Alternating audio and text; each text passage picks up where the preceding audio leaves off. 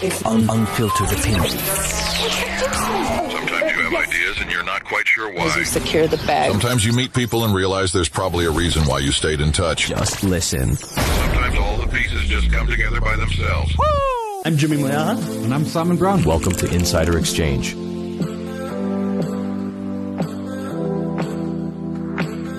Good morning. Welcome to another episode of Insider Exchange. We continue to live in the 2020 Thrive simulation that has budget speech being cancelled, CPI data being put back, and Sean's predictions getting us all in a knot. We're going to be taking a look at all of these things in Market Matters, and we've got Sean Dendere in studio to answer for his crimes around load shedding. So we've got lots to tune into. Thanks, folks, for jumping on the live with us. As I said, we've got Sean Dendere, Trading Services Manager at Thrive, joining us in studio this week to take a look at some of these developments. Good morning, Sean. Ever since you spoke on load shedding as your unfiltered opinion, we've been back there a lot more than we'd like to be, Sean. Speak. All right, let's start here. Do we have load shedding today? We had it yesterday. We did have it yesterday. And but yes, when I actually looked this at the morning as ESP well. app this morning, right, I was meant to have load shedding and there was power. So I was like, okay, great. I guess we'll pass the tide. But one thing I'm going to stop doing, no more predictions here. First was the Rand, went terribly wrong.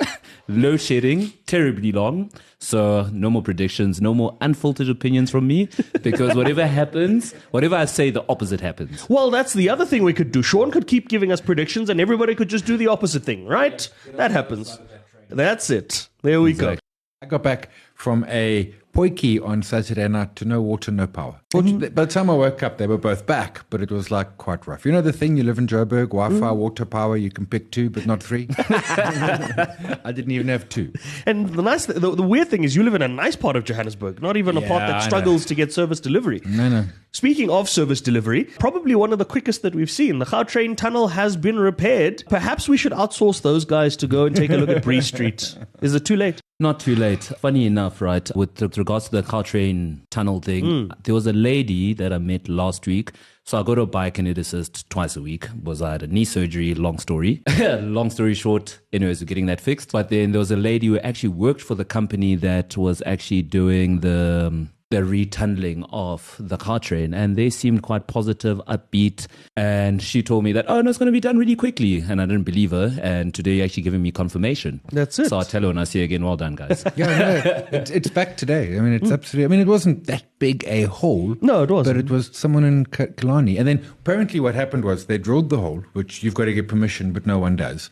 And then they realized, so they backed up and put concrete on top, a plug, which made the whole thing just worse.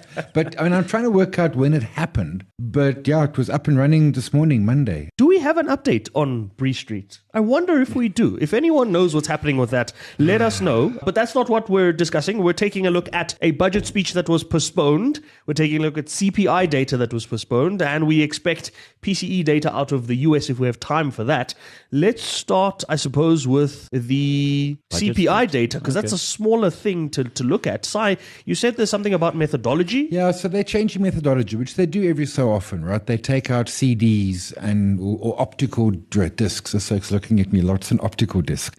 They take out optical discs and put in streaming. So they do this every couple of years. The last one was 3 or 4 years ago, so now they've done it again, and they put a note out Monday, Tuesday last week saying the Wednesday release was going to be pushed back a week as they just verified and validated the data. Do you think it's true?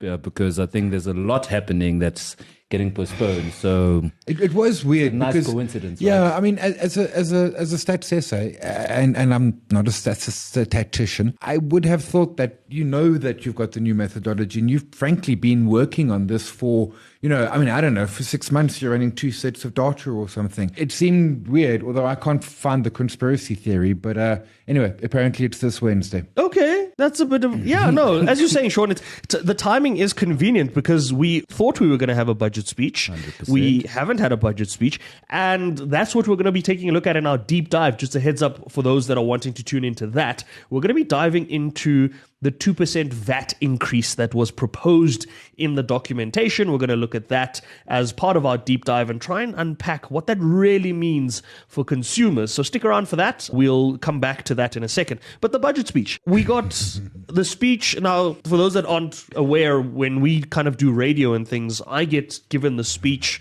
just before the minister delivers the speech because I have to do reactions immediately after the speech.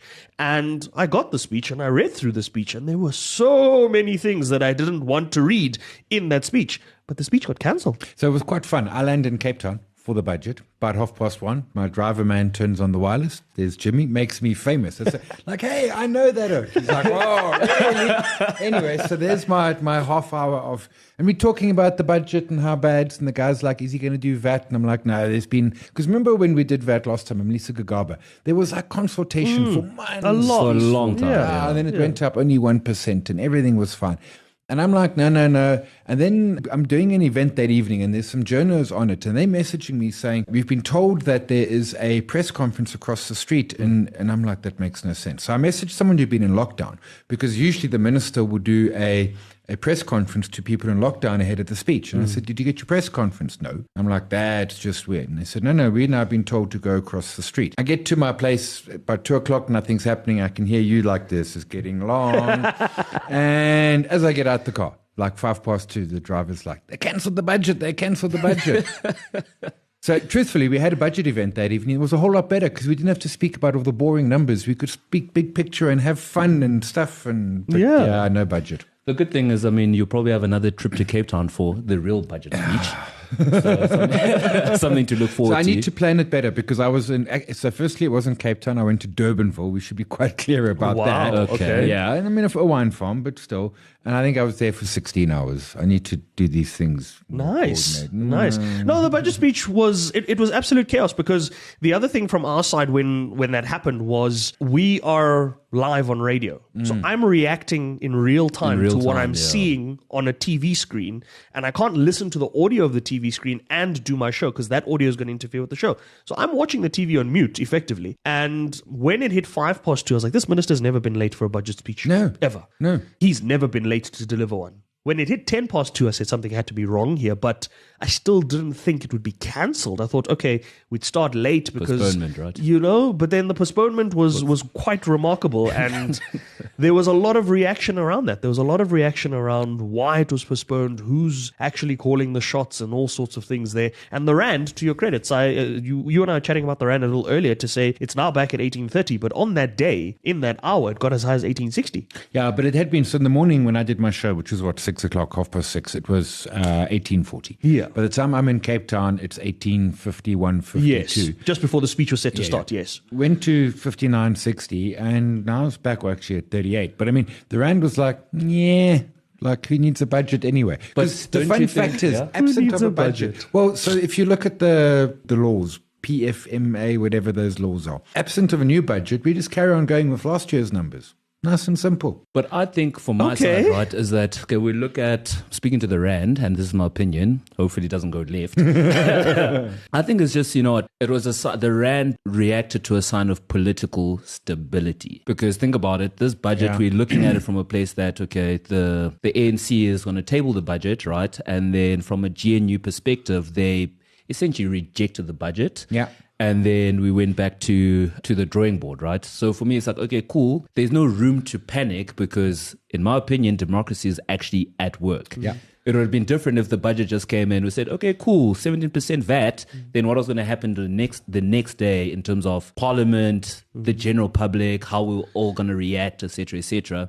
So I think it was a nice touch for our democracy, in my opinion. So something interesting on that democracy note that I heard from the CIC of the EFF, Julius Malema, he for once actually said something that had a lot of sense to it around that. He said, this budget is to be tabled and proposed. And when you look at the wording in the speech, he says, I propose this increase, which means there's still opportunity after that to debate it. And it's one of those things where, while I see what you're saying about the political stuff showing democracy, I looked at it from the perspective of, Julius had a good point to say, you're now making a national issue a political issue. Because in tabling the budget speech, it was a national issue of national interest, not of political parties. The same way that the president's right to appoint cabinet ministers and deputy presidents and all of that has nothing to do with the ANC, but is a function that's given to him as head of state, right? Correct. Similar to how the minister's ability to table the budget is a national matter, not a political matter. And so Julius made a valid point to say it should have been tabled regardless, debated in parliament, rejected, and everybody should have had line of sight of what was being proposed before it was rejected by the GNU. Unless, of course, we're going to argue that the GNU wanted to table something better themselves. That was a very interesting take that he put forward. That would have, because, I mean, it comes back to, and I like your point, I mean, this GNU has had lots of frictions around land and education and NHI and now budget. And you know what? It's holding through all of it. Hey? These oaks are actually being mature politicians, and yes, we're looking at you orange people. This is like really working properly, like impressively so. And I think it's a big day in our life where, you know, the ANC is having to learn that it's not their budget anymore, it's the GNU budget. Yes, it could have been debated, because you're 100% right. That line said we are proposing a VAT increase from 15 to 17. It is a proposal, it gets debated, and then it gets voted on. That would have been even more messy, but it certainly, in the end, though, they just capitulated. And did you see the press conference at 3:00 with the minister, man? Aside from the hot mic moment, which, like, dude, what a hot mic moment. Yeah, but like, come on, like media training, like not even 101, 001, anyway. But was he a tetsy minister? Hey? But also, let's take the mature democracy a step further. When you can't get your budget and you've got to delay it or cancel it or postpone it or whatever, I mean, finance ministers and presidents looking at you, Liz Truss, have fallen for worse. Yeah. She did table theirs. It just tanked the treasuries, and she got beaten by a lettuce. Well, to be fair, I think that's probably what, to your point, Sean, around what makes South Africa's democracy a bit more vibrant, and what you said, Sai, around the fact that this was a good thing to happen, is now the Rand has reacted more stably. I think when we come around to the 12th of March, we will kind of have a better understanding of where we're going. It's going to work out in the end. 100%. But that being said, working out in the end doesn't mean a 2% VAT increase, because that's a whole other conversation. No, that's what we're diving into in the deep dive. And I want to get your thoughts on that, Sean, because obviously we're gonna share our sentiments and our thoughts around that, but a 2% VAT increase is a significant increase to come out of nowhere. Yeah, so I think that, in my opinion, obviously I'm not a tax expert, but it seems counterproductive, because if you look at the points, because obviously I also had a look at the budget speech, and the reason why they're proposing it was to increase social grants, increase civil servants' salaries, and there was a third point, right? Okay, education, I think, was something. Education. Okay, perfect. So if we look at these salary increases and social grant increases, right? This person is getting more, technically speaking, but their bread basket is becoming more expensive. So is that not counterproductive? Should we not look at other means, like growing our GDP, growing the economy, in order for us to afford those increases? And also, if we look at last year, there was over 40 billion rand in wasteful expenditure. That's money that could have been redirected to a positive effect. So, okay, cool. The revenue man is going to collect more cash, but by increasing VAT. But the bottom line is that I think it's actually going to have a knock-on negative effect to the people it's trying to help. That is my thought on it. Yeah, it's three ways you balance the budget, right? In a country example, you raise taxes, you cut spending, or you grow the economy. So we're not doing the other two, but we want to use the one to cover the other two. Yeah. And that, I think that's a fair question to say, really, that's our only option. In our current budget, you couldn't find some fat. It includes 5.5% salary increases to civil servants, and a whole bunch else that is, lurking out there. So I do think, VAT is a very blunt, and my sense, I don't know, if we start raising VAT every so often because we're in a hole, man, we're going to get VAT to 50% before we're done. That should really be, we are in a proper hole. But even then, Sai, even when you look at the VAT increase, and that's what we're going to get into, is what alternative measures are there. There's definitely some fat that can be trimmed from an expenditure point of view. I did a study around it, and we'll get to that in the deep dive. But from a VAT perspective, VAT affects more people. It affects everybody. Everyone, and the increase that they're looking at is only set to generate an extra 60 billion rand in revenues. Yeah. And they wasted 44. Don't forget that. That's what I'm saying. So the increase is not even significant enough that it warrants, especially in the view of the commissioner of SARS, Edward Kieswetter, he came out to say rather than increase VAT, and he said this before the speech, rather than increase VAT, why don't we just collect the 800 billion that we haven't been able to collect so far? Good point. Correct. 60 billion for us, big number. Yeah, right? massive. I could retire on 60 If I got billion. 60 billion, there would be signs. Like you would never see Simon First of all, again. I wouldn't be here. Yes, you would never see me again. Promises around that one. It's a big number, but in the state of a multi-trillion rand budget, it's petty cash. Yeah. Anyway, that is what we're going to be digging into in the deep dive. Tune in for that, folks. Sean, thank you so much for coming through. Always happy to have you in studio. Always Love a your pleasure. predictions. We always go the opposite direction. We've now learned how to do it. But folks, tune in to the Deep Dive Investor Insights if you want to find out our thoughts around that VAT increase and how we could potentially do things differently to cut back on the budget. We'll leave Market Matters on that note. And we'll be back next week, which is the new budget. Or is it 2 weeks before the new budget? 2 weeks to go. Is it 2 weeks to go? Yes. So next week would be the 3rd, and the budget would be tabled on the 12th. So stick around. We'll be back with our live stream every Monday between now and the new budget. Hopefully we actually get the budget. 100%. Until then. And we move on to our deep dive. This week we are diving into the VAT increase that never took place. We're going to look at the merits behind it, whether or not it was absolutely necessary and the only thing that could have been done, and where we go to from here. Well, we go back to Cape Town on the 12th of March. That's the first thing we do, right? That's the first thing, to hear whether or not this VAT increase is going to come out. I mean, 2% in numbers terms. This is according to National Treasury, not according to me. As part of that budget speech at the table, they said the 2% would work out to around 58 to 60 billion rands in added revenue per year for the state, I suppose, right? And for me, I'd done a random exercise ahead of the 2024 budget speech. So ahead of last year's budget speech, I'd done a random exercise on how to save 30 billion rand from the budget, which by the 2% standards is 1%, right? And I found that you could do two things and you would save the 30 billion rand from our expenditure side of it. Before I get into that, Sai, I want you to recap on those three things you said. You said adjusting a budget is three things. It's increasing revenues, which is tax. Okay. Well, there's two ways to increase revenue: tax or growth, and then the other one is cut spending. Right. It's always alarmingly easy, it seems, in South Africa's example. I mean, 20 years ago, Trevor Manuel was cutting our taxes, our income tax and stuff. But, it's a really blunt and lazy way to say we've got to do this by, doing a 2% VAT. I mean, 60 billion, and you've got some numbers there.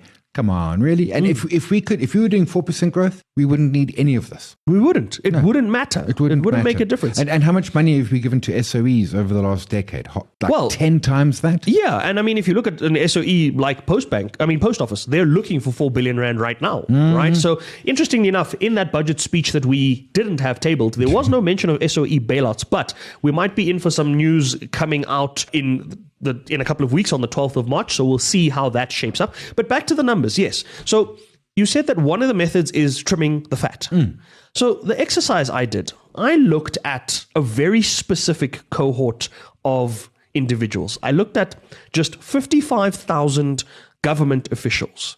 Now, not government officials. So remember, the public sector wage bill and the government employees bill accounts for everyone from teachers to nurses to doctors. Policemen. Right. Parliamentarians. Right. Now, I specifically didn't look at the lower end, the teachers, the nurses, the firemen, the police.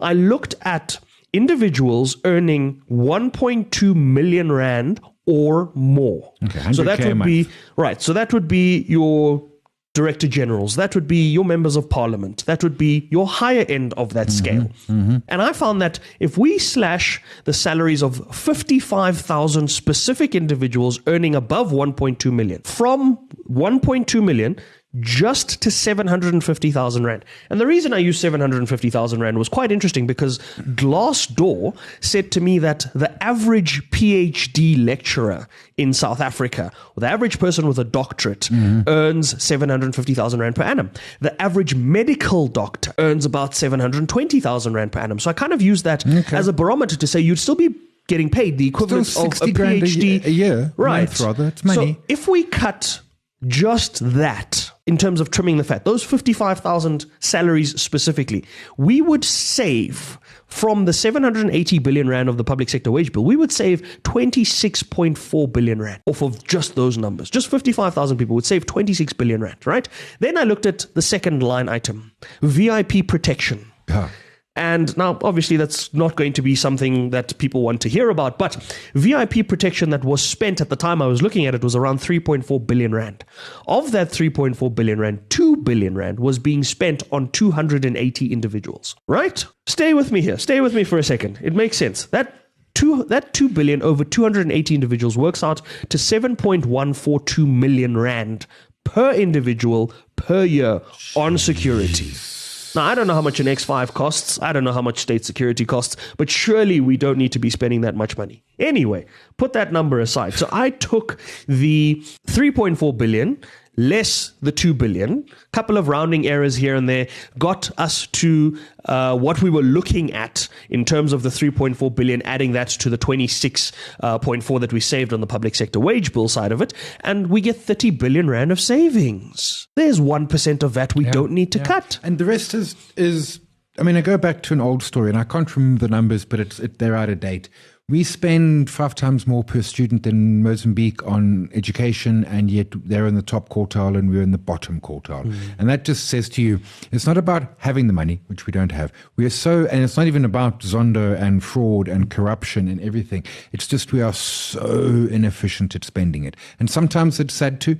And because, I mean, there are brilliant teachers out there, but there are also ghost teachers. There's a lot that, you know, and is cutting a budget painful? Yes. Yes, of course it is. But let's be clear, this is like times require it. That's it. This is for the greater good. This is one of those times where you don't need to be having the poorest of the poor carry a burden for and that overweight poor people disproportionately because they tend to spend all their money, whereas us rich folks are going to save some and etc. So yeah, that's it. And I know that I mean the deep irony is that finally they want to move poultry to VAT free. Man, Chris Kitt has been saying that for 20 years. He retires. And it happened. That's it. The Poultry Association themselves have also been saying, guys, we don't understand this. We don't understand how this is. And I think the last stat I remember, I vaguely remember this. I don't know if it's 100% correct, but I think it was that the poultry segment made up 60% of the protein consumption of South Africans, if I remember correctly. So it was significant. It was more than 50%. It was one of those things where it was a staple for many South Africans. Yeah. And so for you to not have that VAT exempt from the beginning or VAT reduced also didn't really make sense. But the things that we're saying here are not what people want to hear. For anyone that's interested in those numbers and looking at those numbers that I mentioned a little earlier, there is an article that I had written and published. It is in the public domain, so you can go re-verify those numbers yourselves. I'll share the link to the article when we put up the episode. You can very freely go and look at those numbers. If you disagree with them, I'd love to hear your take on that as well. But yes, there are other ways to fix this. One of those other ways is what Commissioner of SARS, Edward Kieswetter, said. Yeah. And he was very clear that there's no reason to increase VAT. And I've always appreciated his honesty. I speak to him every budget, every year without fail. Even during the midterm budget, sometimes we catch up. But every year without fail, he says, this is what SARS is doing. This is what we need to do. This is where we need to optimize things. He's really doing what he was put as the commissioner to do. And for him to come out before the budget speech and say, this is not necessary. He knows SARS inside out. So if he's saying there's 800, when he said 800 billion, now he's not going to catch all of it, but if you just catch 10% of it, boom, we can actually drop VAT 1%. That's maybe. it. It just, and it goes back to, it's the laziness of it. It's like, you know, when you're doing a household budget and there's not enough money, and instead you say, I'll get a side hustle. I'll just borrow from the credit card or something. It's like, no, man, that's just like that's not practical. Like the budgets are hard. Budgets are often painful. Ours is going to be both hard and painful. Make it happen. I'm afraid to explore. So after I did this exercise with the numbers, it literally terrified me to go and look for other things. So think about Doge, right? Elon Musk, the US, setting up this, looking for inefficiencies and all of that. If we were to do the same exercise in South Africa, I'm afraid of what we would find. Yeah, I mean, yes. And I mean, so Elon Musk isn't funding much so far. He's just randomly. Yeah, he's just picking at things. But the whole thing, and it's where Elon's going wrong with Doge. Someone said to him the weekend, it's actually pronounced doggy. Where he's going wrong with it is he just goes in and he's firing individuals willy-nilly and people he doesn't like and cancelling contracts he doesn't like, etc. But good old-fashioned forensic auditing. You go into the department, you do a forensic audit, you come out the other side and you say there is or there isn't waste happening here. It's not that hard. So the thing is, in South Africa, we don't need a forensic audit. The AG comes out and says, this is the wasteful expenditure amount. We have the amounts given to us. And that's what's confusing is they tell you up front, this is how much was wasteful expenditure in the past year. This is how much was wasteful expenditure that we reported on. This was things that were unaccounted for. I had a look at the ESCOM financials for the latest set of financials and the audit report that comes along the financials. And I discussed these financials with the ESCOM CFO, Caleb Kassem. In the audit report, there's 12 pages of material misstatements, things that don't make sense to the auditors, numbers here that don't align here and all of that. How do you have 12 pages of things you need to look at? And then we're going to say that we don't know where to start looking for the money. Yeah, there's the auditors have done the work for you. There's a place to start right And that there. wasn't even a forensic audit. That was an annual audit done in the regular course of business. And most of the cities the country over, but ignore the cities because it's a different part of where the money sits. But at our SOEs, at our parliamentary buildings, at all of those sort of things, there is space and there is undoubtedly money which can be picked up. And to your point, the Auditor General points it to us every single year. That's it. So why are we not making the difference? Instead, why are we then looking to... Okay, so we've been clear that you can reduce expenditure. That's the one method. The other one was increasing revenue. We've discussed that taxing people more or taxing an already overtaxed South African is not the solution. Yeah. Let's look at the third one, economic growth. Well, yeah. Now, that one seems like a no-brainer, but for some reason, I saw in the budget speech that would have been tabled that they'd revised economic growth down for the 2024 year to 0.8%, down from what they had it in the midterm budget policy statement. So even then, National Treasury seeing that economic growth is not going where it's supposed to be going. But what's being done? Granted, it's not only Treasury's responsibility to fuel growth, but surely we should what's been done is all the wrong things, like our Transnet doesn't work, our rail lines to Saldana and Richards Bay Coal Terminal are broken. We're sitting here in stage 4 load shedding, 6 over the weekend. It's all of those things which are fundamentally crippling growth. Now, another, issues around red tape. Here's an example. And again, this is an old report, so I don't remember the number. The threshold for a business to register for VAT is $1 million. Yes. When was that put in place? 15 years ago? 20 Possibly. years ago? Yeah. So it's $1 million. Raise that to 5 million. Take a lot of pressure. Let's be clear. No one is saying I'm not going to start a business because of VAT threshold. Yes. That's bogus. But you've started a little business, and you get to $1 million, and suddenly the amount of paperwork and chaos and craze. And most of the time, I didn't even know I was going to get to $1 million. Yeah. And I was speaking to a medical practitioner, physiotherapist, and she has, she's bumping against that.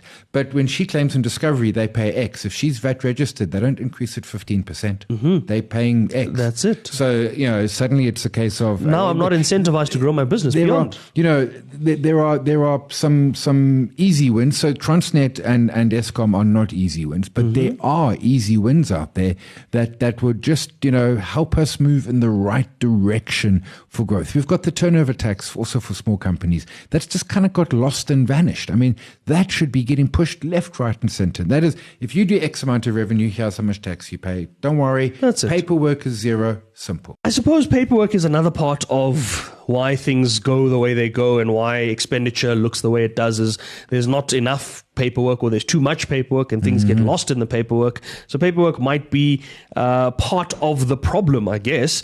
But what we are very clearly understanding is that the solution is not to just increase VAT. No. Because as you said in Market Matters, if we start just doing that over and over every and time over, we have a problem, we get VAT to 50 before we blink. That's it. I remember when GST was 4%. Wow. Yeah. Okay. The answer is not to increase the VAT. There are other ways, and there is definitely fat that can be trimmed. We'll see how the 12th of March unfolds. We suspect we're going to get a VAT increase regardless because, well, nobody really listens to our show from Parliament. But we'll leave deep dive on that note. We're going to get into investor insights. We're going to look at the craze that's taking over in terms of the increase in corporates and companies and asset managers taking on Bitcoin. Seemingly that is now growing in popularity, but that's where we're leaving the deep dive this week.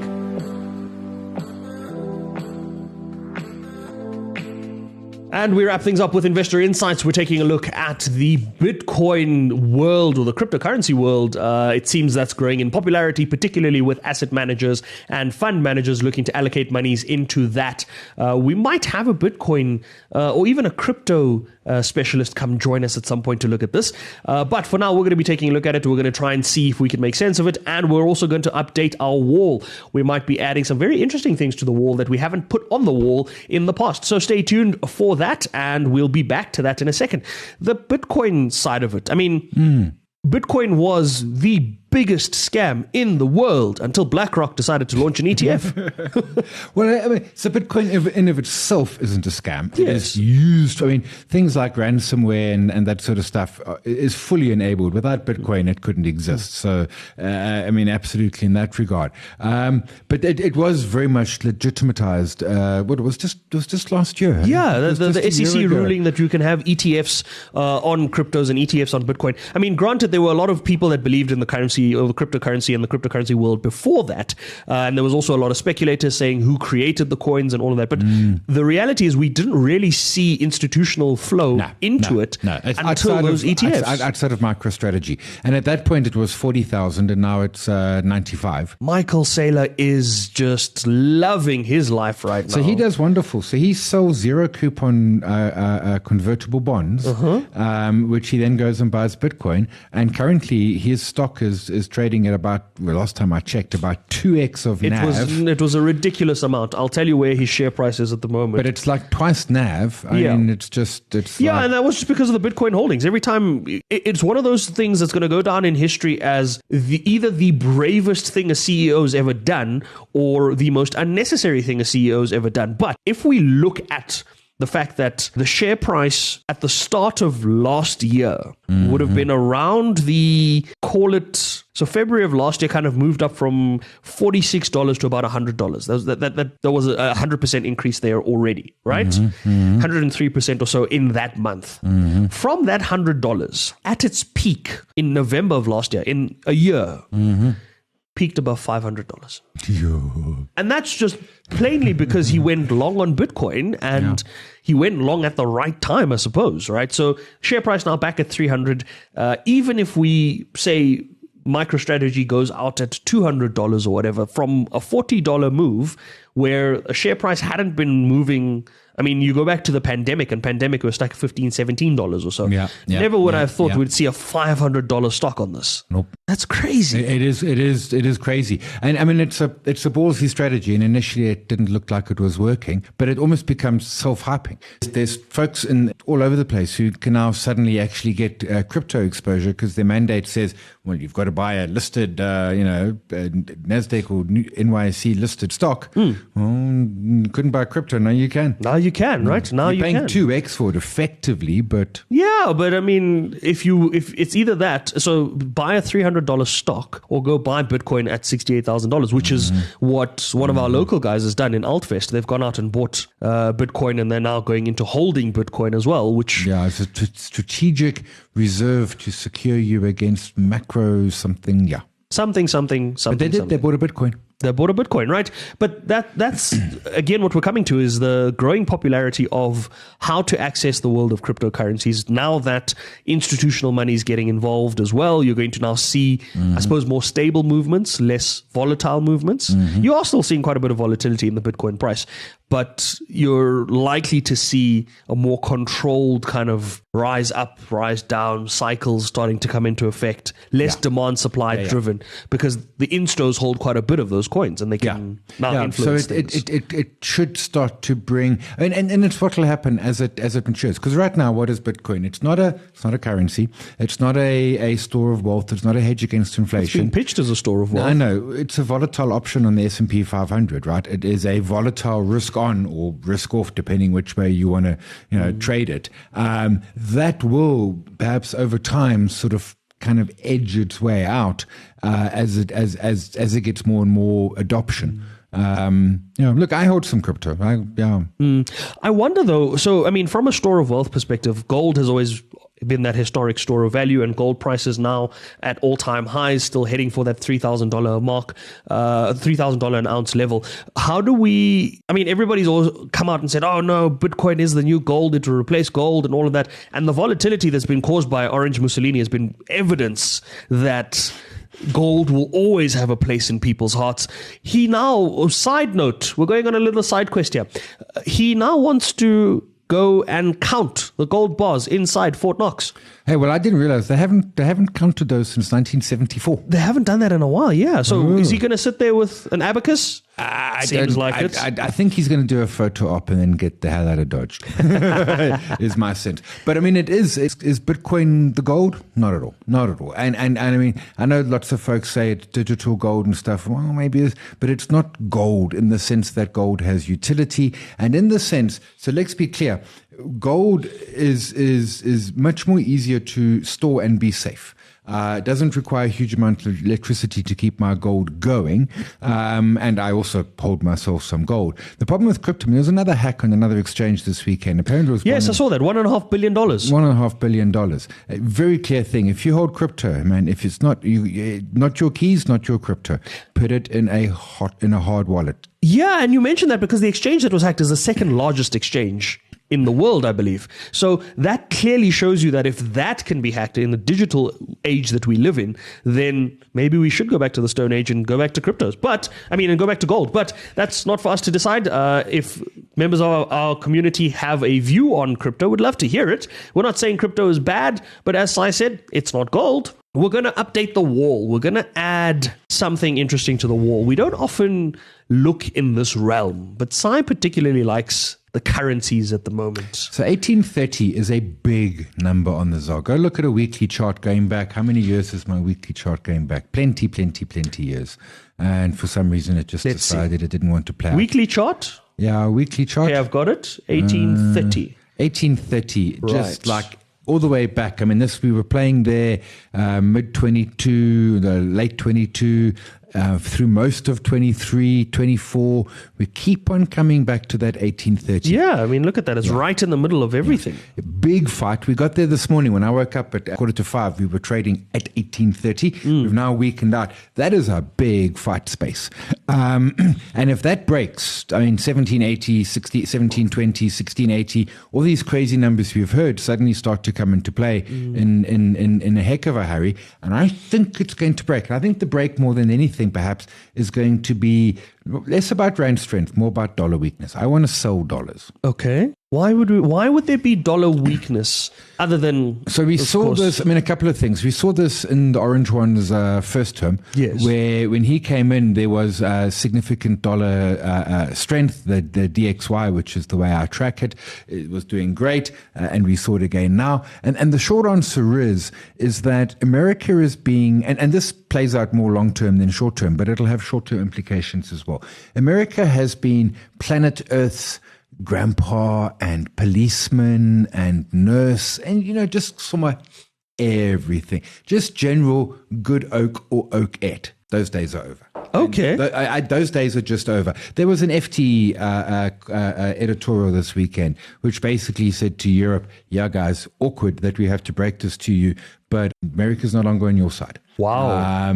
Yeah, I mean, what we're seeing with Ukraine, et cetera, Yes, et cetera. yes. And that's going to continue through. What's happening with Musk and his doggy group, doggy daycare peeps, is the idea of cutting fat, and we were talking a moment ago about our local budget and stuff. Auditors, forensic audits, you just don't go in there and say, yeah, I don't like this publication, cancel it, and save $30,000. You're trying to save $1 trillion.